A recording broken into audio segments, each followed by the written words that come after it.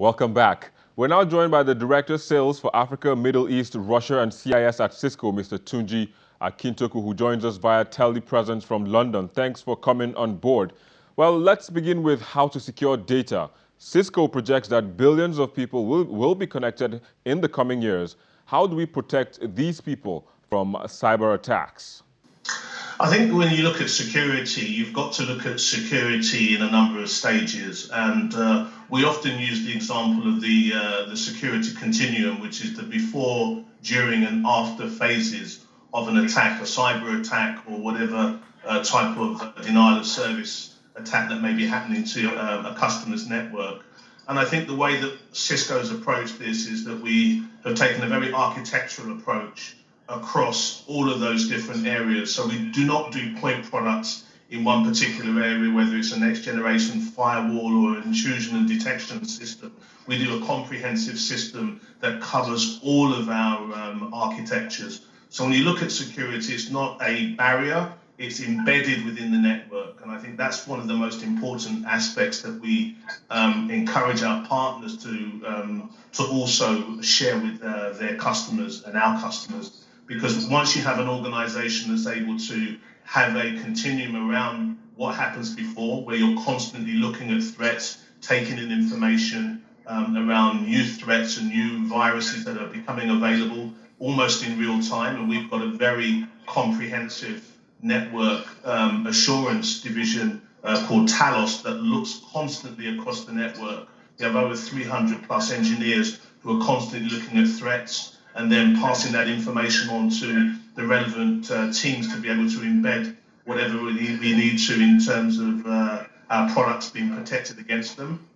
Then also when you look at the during part of it, and I think that's important, we've always had very, very strong products in terms of defending and being able to do the remedial work once an attack has been detected.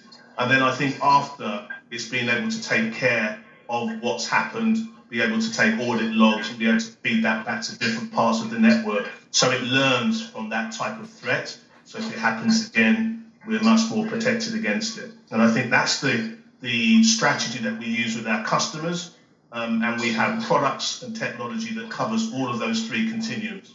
All right, so Cisco has been around for many years in Nigeria. What is the local content drive of the company? So in terms of the team within Nigeria, we have a very strong channel team supporting Kunle in respect to looking at the different aspects of our channel and our routes to market.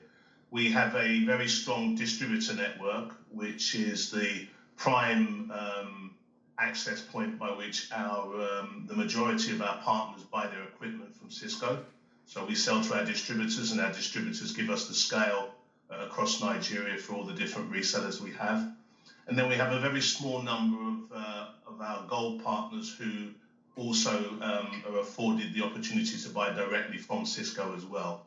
So they can also buy through distribution, but they will often buy some of the larger projects directly from us. And then more of their run rate business they'll buy through distribution. We have a channel team and a local channel manager.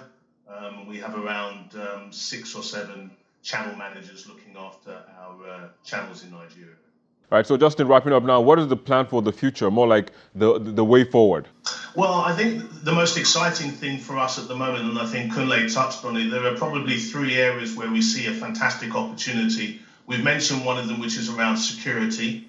The second one is around the installed base that we already have in Nigeria. We have a considerable amount of Cisco equipment, which there's an opportunity for many of our partners to be able to upgrade and update to be able to take advantage of the latest technologies and architectures available. And I think the third area, which is exciting for me, is around software. And again, I think a lot of organizations are looking at virtualization with the advent of cloud and with the data center infrastructure now starting to build out.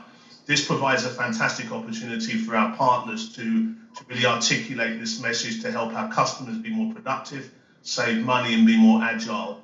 And if you look at the fact that Africa as a continent, and I take Nigeria as obviously being a key part of the economy of Africa, then most of the underwater fiber optic cable that circumvents this continent is now almost complete. And I think if you look at any of the best, estimations between now and around 2020 to 2022, the internet traffic across Africa is expected to multiply sixfold from what it is today. So if you take that as being where the excitement is, then that's going to drive a whole raft of different exciting opportunities for our customers in terms of what they do to transform their businesses around digitization. But more importantly, it's a great opportunity for our partners to be able to really, come along with Cisco on that journey as we really look to make our customers more profitable and much more productive in what they do.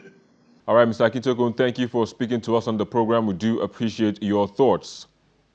Still to come on the program, which is in commemoration of the Cybersecurity Awareness Month. So stick around as we bring you a list of hacks or cyber attacks that sent cold shivers down the spine of the cyber community.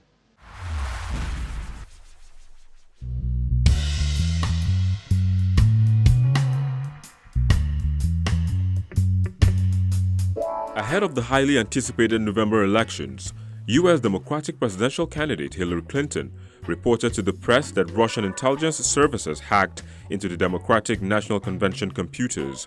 There's been lots of talk of how cybersecurity will impact this year's U.S. presidential elections, and this is just one example of the cyber drama that could be in store.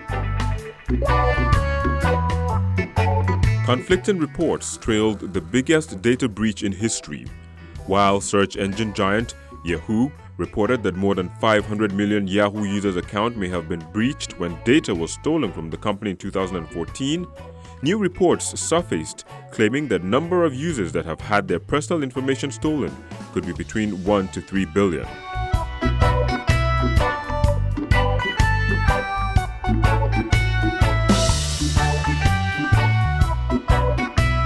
In July of this year, Mark Zuckerberg's Twitter and Pinterest accounts were hijacked because he allegedly reused the password da. The password was uncovered after more than 100 million usernames and passwords were stolen and leaked from LinkedIn.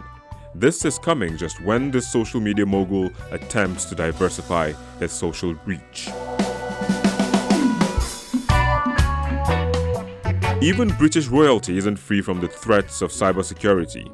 Just a few weeks ago, the media reported that Pippa Middleton, sister of Duchess Kate Middleton, experienced a very unpleasant breach of privacy when her iCloud account was hacked. Around 3,000 private images of Pippa have been stolen from her account, and the anonymous hacker is demanding $65,000 from the Duchess of Cambridge, Kate Middleton.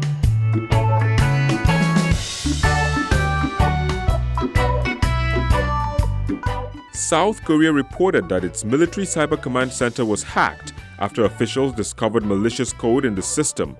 The code was targeting a vaccine routing server installed to provide extra security for military computers connected to the internet. Dropbox is the go-to platform for secure file storage and sharing, but unfortunately, they too have succumbed to the threats of cybersecurity breaches. This year, it was reported that data stolen in a 2012 breach, which contained encrypted passwords and the user emails of about 2/3 of the platform's consumers, had been leaked. Internet giant BuzzFeed was just hit hard by OurMine, a hacking group known for infiltrating the accounts of tech CEOs, celebrities, and venture capitalists. Remember when Mark Zuckerberg's Pinterest and Twitter accounts got hacked? Yep, they're the ones that were responsible.